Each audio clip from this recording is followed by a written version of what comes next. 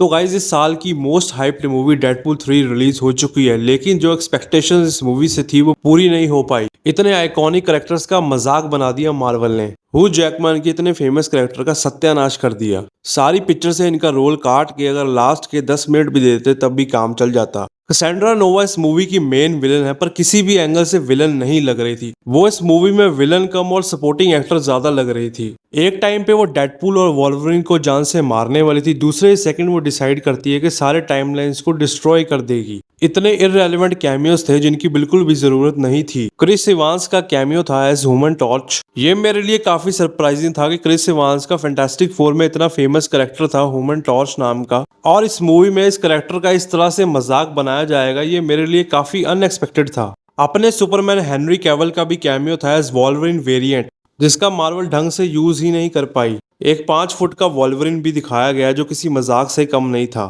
और भी काफी सारे कैमियोस थे, जैसी ब्लेड का, इलेक्ट्रा का। बार बार घटिया जोक्स मारे हुए थे जिनको सुनकर बिल्कुल भी हंसी नहीं आ रही थी। डिज्नी और फॉक्स स्टूडियो पर लेम जोक्स चल रहे थे जिनको सुनकर बंदा एक टाइम के बाद बोर होने लगता है। जबरदस्ती का R-रेटेड एक्शन डाला हुआ था इस मूवी में जिसकी बिल्कुल भी जरूरत नहीं थी। स्टार्टिंग के फाइट एक्शन सीन्स जो कि टीवी और डेडपूल के बीच में थे, इसके बाद जो फाइट सीन और डेडपूल और वॉल्वरिन के बीच में थे वो भी जबरदस्ती के लग रहे थे। इसके बाद डेडपूल का मल्टीपल वेरिएंट्स वाला सीन जो किसी टॉर्चर से कम नहीं था। आपने वो कहावत तो सुनी होगी, हम तो डूबेंगे सनम तुमको भी ले डूबेंगे। इस मूवी में डेडपूल ने वॉल्वरिन के साथ यही किया है। अब आते हैं इस मूवी की स्टोरी पर, जिसको समझने के लिए आपको दिमाग घर पे छोड़ के जाना पड़ेगा। लिटरली कोई सेंस ही नहीं बनती स्टोरी की। टीवीए के पैराडॉक्स के अकॉर्डिंग हर यूनिवर्स का एक एंकर होता है। अगर उस यूनिवर्स के एंकर की डेथ हो जाए तो उस यूनिवर्स को खत्म कर दिया जाता है। डेडपूल के केस में उसकी दुनिया का एंकर था लोगन, जिसकी 2017 में डेथ हो चुकी है। अब टीवीए वाले 7 साल बाद सोकर उठे और डेडपूल के यूनिवर्स को खत्म करना चाहते हैं।